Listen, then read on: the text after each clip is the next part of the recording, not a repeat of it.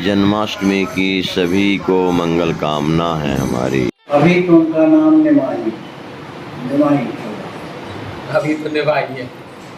वो आएगा ना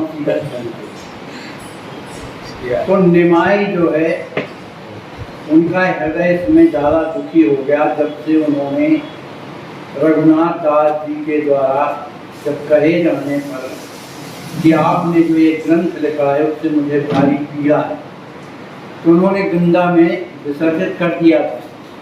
तभी से उनके हृदय में बड़ा दुख हो गया कि जिस विद्वता के कारण तुम्हें दूसरों को कष्ट मैंने दिया, ये मेरा स्वरूप नहीं। ऐसा सोच करके उन्होंने सोचा कि अब मुझे विद्या अध्ययन करना ही नहीं है, अपने घर में रह करके मैं पढ़ाई करूँगा। पिताजी के ग्रंथ रखे हैं, बड़े विद्या के ग्रंथ रखे हैं, उन्हीं का ग्रंथों का पठन पाठन करने लगे। लेकिन एक दिन उन्होंने सोचा कि यदि मैं कुछ नहीं करूँगा तो घर का काम कैसे चलेगा। पिताजी है नहीं, वृद्धा माँ है, आखिर कुछ तो लगेगा, करूँ क्या। तो मन में विचार करने लगे कि मैं किसी पाठशाला में जाकर के अध्यापकी का काम करूँगा, अध्यापक का काम करूँगा। लेकिन जाऊँ कहाँ भाई, हमारे अपने घर में मैं सोचा कि पाठशाला खोलूँ, लेकिन इतना बड़ा घर ही नहीं कि अपने घर में पाठशाला खोल सके, केवल रहने के लिए भर है। बड़े दुखी बैठे हुए थे। अंत में सोचा कि चलो किसी भी पाठशाला में जाकर पढ़ाया जाए। ऐसा सोच करके और वो अपने घर से निकल करके सोचे कि कहाँ जाएं। मन में विचार आया जाके पढ़ाने के लिए दूसरे के यहाँ पढ़ाओ, उससे अच्छा तो ये है कि अपने घर में विद्यार्थियों को बुलाओ, उनको शिक्षा दो। उनको भली शिक्षा देने से उनका जीवन बढ़िया बनेगा। केवल कमाई भर के लिए नहीं, भगवान के लिए भी तो सोचें, क्योंकि वो आए तो इसीलिए ही थे कि लोग भगवान की ओर चलें। बंगाल उस समय जो है एकदम राक्षसी प्रवृत्ति का था, सब जगह माल घसोट चोरी करना और एकदम हिंसा पर ज़्यादा लोगों का विश्वास था। तो लेकिन भगवान जो चाहते हैं वही होता है, किसी के कहने सुनने से हुआ होता है। ऐसे ही सोच करके चले जा रहे थे तो उसी गांव के मने नवद्वीप में कोई गांव था, याद नहीं है, उस गांव के बहुत बड़े आदमी थे, बहुत बड़े, और उनका नाम था मुकुंद संजय। बहुत बड़े आदमी। तो प्रत्येक वर्ष उनके उस भवन में एक अलग से बनवाया था उन्होंने, तो उसमें देवी की पूजा प्रतिष्ठा हुआ करती थी। कोई भी कार्यक्रम होते थे सामूहिक तो उनके यहाँ होते थे, क्योंकि बड़े आदमी थे, बड़ा भारी घर बनवाए थे, लोगों को बैठने की व्यवस्था थी। उनके मन में विचार आया कि अगर इस भवन को हम निमाई को दे करके और यहाँ अगर पाठशाला खोलें तो कितना बढ़िया होगा। उनका एक लड़का था जिसका नाम पुरुषोत्तम संजय था, तो बालक ही था। उन्होंने सोचा इसी बहाने लड़का भी हमारा पढ़ेगा, अच्छा वातावरण है, और फिर गौरांग जैसे मने निमाई जैसे कहाँ लड़का मिलेगा, सबसे सबसे सदाचरण करने वाला। तो चलो मैं उन्हीं से मिलता हूँ, उनसे प्रार्थना करूँगा कि आप हमारे ही घर में पाठशाला खोलो। यहाँ वहाँ से वो चले आ रहे थे निमाई, और इधर ये सोच करके वो चले जा रहे थे, बीच में मिल गए। कहा आप कहाँ जा रहे हैं? निमाई ने पूछा कि आप कहाँ जा रहे हैं, पहचानते तो थे ही। कह मैं आपसे कुछ कहने के लिए आया। कहें तो ठीक है, बताइए क्या है। कहा आप हमारे यहाँ चलिए, वहाँ बताएंगे। तो अपने घर में लगे, बाजू में घर था उनका, बड़े आदमी थे। स्वागत सत्कार किया, बैठाया, और उन्होंने वो स्थान दिखाया जो बड़ा मैदान था, उसमें परकोटा बना था, ऊपर छतरी थी, मैंने सब तरह से सुरक्षित था। कहा हमारे हृदय में भावना जागी कि आप इस घर में पाठशाला खोलिए, जिससे लड़कों को पढ़ाया करिए और कुछ आपके द्वारा हमको शिक्षा भी मिला करे भगवान से संबंधित, तो अगर कृपा हो जाए तो बड़ी कृपा होगी। और हमारा एक बालक भी है जो पुरुषोत्तम नाम का है, पुरुषोत्तम संजय, वो पढ़ा करेगा आपकी पाठशाला। उनको तो इतनी प्रसन्नता हुई कि यही तो हम चाहते। उन्होंने कहा ये आप तो बहुत अच्छी बात कह रहे हैं, मैं तो यही चाहता था कि कहीं हमें घर मिल जाए। लो कहा ठीक है, कल से पाठशाला शुरू हो जाए। तो ये संजय जी जो है पूरे गांव में ढिढोरा पिटाया कि जिन बालकों को शिक्षा ग्रहण करनी है तो कल से हमारे इसी भवन में आए। और इधर से जो है निमाई जाते हैं तो वो तो भवन भर गया भाई, एक ही दिन में पाठशाला भर गई।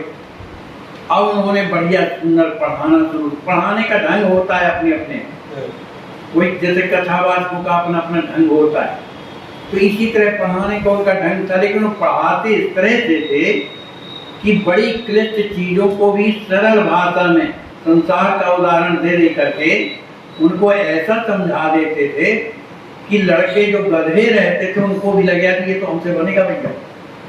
तो ऐसे बहुत से लड़के पढ़ने के लिए आते, तो वहाँ पाठशाला उनकी चलने लगी। बड़े मने योग से, आखिर व्याकरणी तो थे ही, अलंकार भी जानते थे, न्याय शास्त्रों में पढ़ा ही था। तो माने जो बड़े बड़े क्लिष्ट जो विषय हैं सब उन बालकों को पढ़ाया करते थे। और उन बालकों के हृदय में ऐसे संस्कार नहीं डालते थे कि हम शिक्षक हैं, तुम शिष्य हो या विद्यार्थी। उनसे प्रेम से घुले मिलते रहते। तो घुले मिले रहने के कारण जो निचाई ऊंचाई की जो दूरी बन जाती थी मास्टरों के प्रति वो नहीं रहती थी, समानता हो जाती थी। तो लड़कों से जो समझ में नहीं आता था कि चलते पूछ लेते और वो बड़े प्रेम से उन्हें समझा देते। उन्हीं लोगों के बीच में बैठ करके कुछ ऐसी बातें करते थे निमाई कि सब कोई बड़े जोर से ठहाका मार के हंसते भी थे। माने इतने घुल मिल गए कि लोगों का मन निमाई के ऊपर निछावर।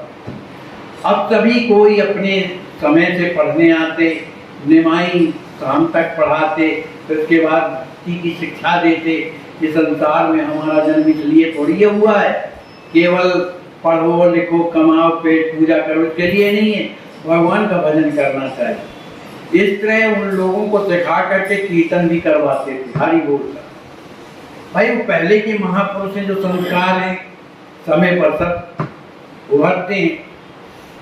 इस तरह से अब वहां से पाठशाला से वो चलते हैं अपने घर की ओर। और उस समय पंडित जगन्नाथ के एक मित्र थे, उनका नाम था बनवारी। उनके मित्र थे, उनके घर में जाया करते थे। घटक जाति के थे, कोई घटक जाति होती। तो बनवारी घटक जो है सोचने लगे घर में बैठे बैठे कि आखिर पंडित जी तो है नहीं, पंडितानी है बेचारी परेशान होती है, निमाई है तो अब सियाना तो हो ही गया, 16 वर्ष का है। अगर विवाह हो जाता तो कम से कम बहू आ जाती तो सती माता की जो परेशानी है वो दूर हो जाती और उसका भी मन अपना बहू में लग जाता, तो दुख जो बना रहता है वो हल्का हो जाता। इस निमित्त से सती के यहाँ जाते हैं, उन्हें प्रणाम करते हैं। भाभी लगती थी, बड़ी भाभी, तो प्रणाम करते हैं। प्रणाम करने के बाद सची ने कहा कि बैठो, बहुत दिन में बड़ी कृपा किए हो। बताने लगी यहाँ वहाँ की चर्चा। तो बनवारी घटक बोलने लगे कि हम आपके पास एक बात को लेकर के आ रहे हैं कि अब निमाई जो है बड़ा हो गया है, इसलिए इसका विवाह कर दिया जाए। तो सची ने कहा कि हम गरीबों के यहाँ कौन विवाह करेगा। कहा गरीबी अमीरी से नहीं, यदि आप चाहो तो इसी गांव में जो है बल्लवाचार्य जी नाम के एक पंडित जी रहते हैं, उनकी एक लड़की है लक्ष्मी देवी, उसको आपने भी देखा होगा। वो बड़ी सुशील कन्या है और बड़ी सरल है, बड़ी विनम्रशील है। वो आपके घर के योग है और निमाई के योग है। अगर आप चाहो तो मैं उनसे चर्चा करूं। तो माता जी ने कह दिया कि ऐसा है कि अब हमारा अभी लड़का पढ़ता लिखता है थोड़ा पढ़ लिख करके तैयार हो जाए, कहीं पाठशाला में लग जाए, तब फिर उसका विवाह के बारे में सोचें। अब माता जी का मतलब ये था कि मैं जब तक अपने पुत्र से नहीं पूछ लूंगी तब तक मैं कैसे विवाह करूं, लेकिन उसको इस बात से उन्होंने टाल दिया। तो बनवारी घटक ने भी सोचा कि इनकी इच्छा नहीं है विवाह करने की, क्योंकि बल्लभाचार्य जी गरीब हैं, तो गरीबों के यहाँ शादी ना करते होंगे, उनके भाव की बात है। तो बेचारे उदास होकर के आए, तो रास्ते से चले आ रहे थे और उधर से जो है पंडित जी चले आ रहे थे, निमाई वो अपने घर जा रहे थे। तो उनका मुंह लटका देख करके और पूछा, कहिए घटक महाशय, बड़े दुखी नजर आ रहे हो, क्या बात है? कहा, निमाई हम तुम्हारे घर गए थे और तुम्हारे विवाह के सिलसिले में गए थे, लेकिन आपकी माता जी ने मना कर दिया, तो थोड़ा हमारा हृदय दुखी हो गया। हम सोचते थे कि जो बल्लभाचार्य जी हैं उनकी पुत्री जो लक्ष्मी देवी है देवी, उसके साथ आपका विवाह हो जाता। तो संकोच के कारण अपना नीचे को सिर कर लिए और सीधे निकल आए। अब जब घर आते हैं तो माता जी से कहते हैं कि माता जी, बनवारी घटक भी तो अपने घर में आए थे ना? क्या हाँ बेटा आए थे। कहा, तुमने उनको उस संबंध को क्यों मना कर दिया? बस इतना ही बोले, उस संबंध को आपने क्यों मना कर दिया? ठीक है, कुछ नहीं। दूसरे दिन उन्होंने बनवारी घटक को बुलवाया, कहा ऐसा है, लड़के की भी इच्छा है कि संबंध हो जाए, उसकी बातों से ऐसा पता चलता है। पहले कितनी मर्यादा थी कि लोग उजागर नहीं करते, वो आजकल देखो। तो आप जाओ उनसे प्रार्थना करो हमारी तरफ से कि हम अगर वो चाहें तो लड़के को देख लें, घर देख लें, उनके अनुकूल हो तो विवाह कर। तो कहा, आप इतना मत सोचिए, वो तो जैसा हम चाहेंगे वैसा होगा। फिर इसके बाद बनवारी घटक जाते हैं बल्लभाचार्य जी के घर में। कहा, भाई आपके लिए हम एक रिश्ता लेकर के आए, जो जगन्नाथ मिश्र थे उनका जो लड़का निमाई है, उसके संदर्भ में हम आपसे कुछ कहना चाहते हैं। आपकी पुत्री के लिए इससे बढ़िया सुंदर वर कहीं नहीं मिले। वो इतने सुंदर भी है, उनके आचरण भी इतने अच्छे हैं, पंडित है ही है, वो कमा खा लेगा, आपकी पुत्री को दुख नहीं होगा। उन्हें कहा, ये तो बहुत अच्छी बात कही, मैं तो ये सोच नहीं सकता था कि ऐसा घर क्या मुझे कभी मिलेगा। पहले के जमाने में आदमी पैसे को महत्व नहीं देते थे, गुणों को महत्व देते थे कि लड़का कैसा, क्योंकि गुण ही अपने आप कमा खा लेता है, तुम्हें क्या। कहा, लेकिन एक बात है कि मैं गरीब हूँ, मेरे पास तो कुछ है नहीं, केवल कुसा और कन्या है, अगर ये उनको मंजूर हो तो मेरे तरफ से कुछ नहीं। उन्हें कहा, तो बस चिंता मत करो, तुम कुसा ही कन्या दे। जा करके सती माता को बताया कि भाई विवाह तो तय हो गया, अब कब होना है, अब उसके लिए कौन देखे सुने। तो उस समय निमाई ज्यादा मानते थे अद्वैताचार्य महाराज को, ज्यादा मानते। तो निमाई ने कहा, माता जी अब उन्हीं के पास जाओ, अब मैं थोड़ी जाऊंगा अपने विवाह के लिए उनसे कहने के लिए। तो माता जी ने बुलवाया उनको अपने घर, आते जाते थे, और बताया कि निमाई का विवाह हो रहा है, इसलिए लगन अगर देख दीजिए। तो अद्वैताचार्य जी ने निमाई की तरफ देखा तो उन्होंने सिर झुका दिया, कहा, हाँ अब तो सियाना हो गया, विवाह तो होना ही चाहिए।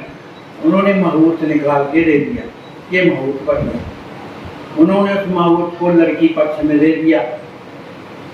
पहले के जमाने में क्या होता था कि नाऊ पंडित ही सब कर देते, माने परीक्षा वगैरह सब वही कर देते रहे। तो बीच में बनवारी घटक थे, उन्होंने दोनों तरफ सब ठीक कर दिया, केवल बारात जानी थी। अब बारात कौन जाए, तो उन्होंने सब विद्यार्थियों को बुलवाया, सब बाराती। तो निमाई ने सब अपने विद्यार्थियों को बुलाया और माता जी ने गांव वालों को बुलाया। अब तो बहुत बड़ी बारात हो गई, बारात में जाना है भाई निमाई की। अब उसी गांव में तो बारात ही जाना, कहीं और थोड़ी जाना। तो आखिर स्वागत की तैयारियां हुई, बारात यहाँ से गई, वहाँ पंडित जी ने, वल्लभाचार्य जी ने सबका स्वागत किया, जैसा बना वैसे ही बढ़िया स्वागत। 3 दिन का समय रहता था। पहली रात में तो द्वार चढ़ाव भर हुआ, इनके पास तो कुछ नहीं था, न चढ़ाव के लिए न कुछ नहीं। लेकिन उन्हें भी इस बात का दुख नहीं कि दोनों एक नहीं, न हमारे पास है न इनके पास, दोनों के पास लड़का लड़की है। चढ़ाव चढ़ने के बाद दूसरे दिन पाणी ग्रहण संस्कार हुआ। पाणी ग्रहण संस्कार के बाद जब तीसरा दिन सवेरा हुआ तब विदाई का कार्यक्रम था। तो विदाई में पहले लड़का और लड़की को एक ही डोली में बैठाया जाता, अलग अलग नहीं, एक ही डोली। तो पुरानी प्रथा थी। तो एक सुंदर पालकी में लड़के और बहू को बैठाया गया और वहां से पालकी से दोनों के दोनों अपने घर आ गए। इधर माता जी बड़ी प्रसन्न थी कि हमारी बहू कैसी है। सुना तो मैंने भी है, देखा भी है कहीं कहीं, लेकिन उस तरह की स्मृति नहीं है। लेकिन लोग कहते हैं बड़ी सुंदर लगती है।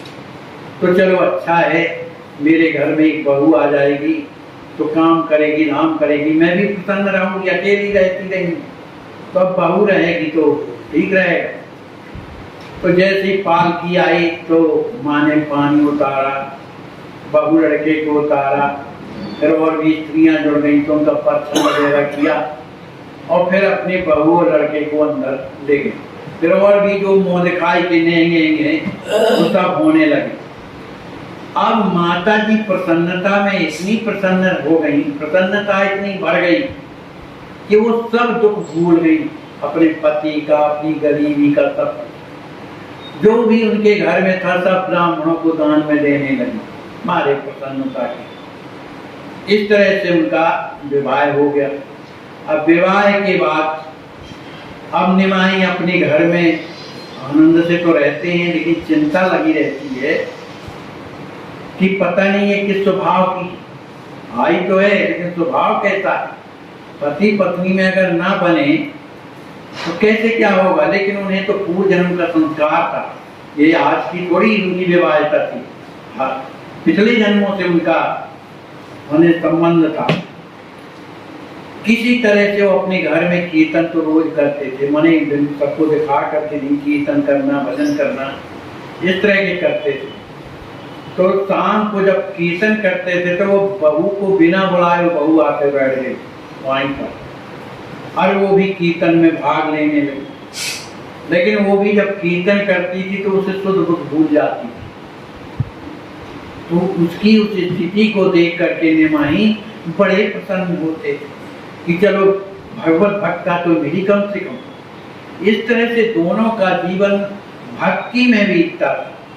घर गृहस्थी का बहू आते ही काम करने लगी, माँ की सेवा करती थी, घर का पूरा काम करती थी, भोजन बनाती थी, अपनी माँ को पहले खवाती थी, पति को खवाती थी, फिर बाद में पीछे को खाती थी। तो उनके इस आचरण को देख करके समस्त नदिया के जो औरतें थी उसकी मुंह पर बड़ाई करती थी, भाई ऐसी बहू एक तो इतनी सुंदर, इतनी सुशील और सब काम में कुशल ऐसी व्यक्ति हमने आज तक नहीं देखी। सभी कोई प्रशंसा करने लगे। और महाराज जो निमाई थे रोजाना अपनी शाला में जाते, सब बालकों को पढ़ाते और पढ़ा करके बड़े प्रसन्न होते। जिसके हृदय में जो शंकाएं रहती उनको पूछा, और जगह नहीं पूछा जाता था, लेकिन ये पूछा करते थे इसलिए कि लड़के आगे बढ़े। फिर इसके बाद उन्होंने पढ़ाते पढ़ाते भक्ति शास्त्र पढ़ाना शुरू किया कि जीवन क्या है, जीवन में आके उन्हें क्या करना चाहिए, अगर ऐसा हम नहीं करेंगे तो हमें नरक जाना पड़ेगा।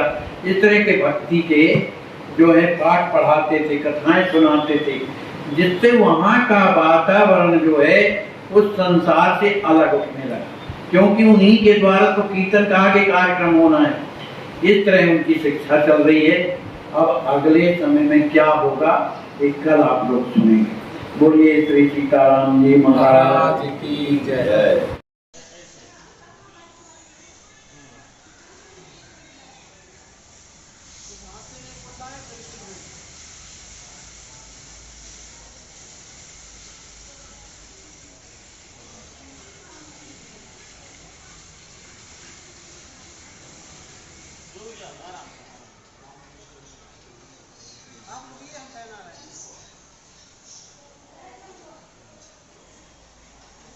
पूरा घाव है पैर में।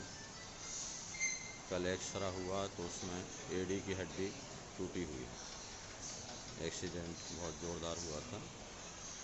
इसी में 18 टाँके लगे हुए थे। बहुत कष्ट है इन्हें। खून भी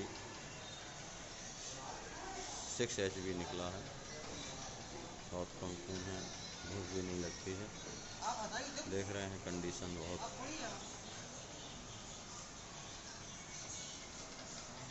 ऐसे कष्ट में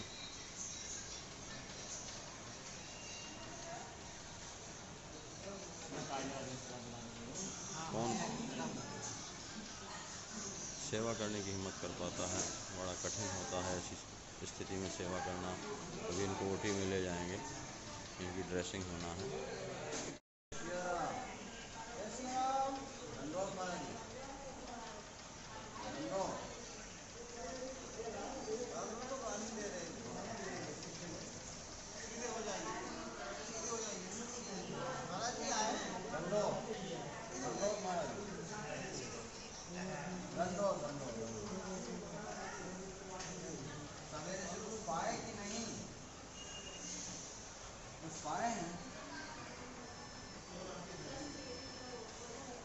दर्द कहाँ पर है?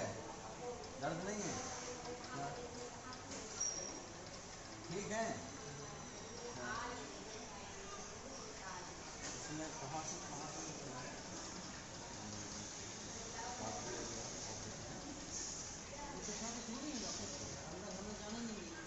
इसमें इसमें यहाँ से इधर से इस पार्ट से लेके यहाँ तक है जी।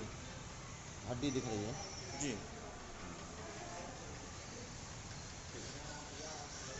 ऐसे आज भी हजारों लाचार वृद्ध अस्वस्थ हालात में पड़े हुए तड़पते ईश्वर अल्लाह से मना रहे हैं कि अब मैं जीना नहीं चाहता, सहा नहीं जाता, मुझे ले चलो। आइए, अगर आपके दिल में ऐसों के प्रति दर्द है तो ट्रस्ट के साथ मिलकर अपने अवकाश प्राप्त समय का दान देकर अपनी बौद्धिक योग्यता का, अपने धन का सच्चा सदुपयोग करके इनका दर्द मिटाएं।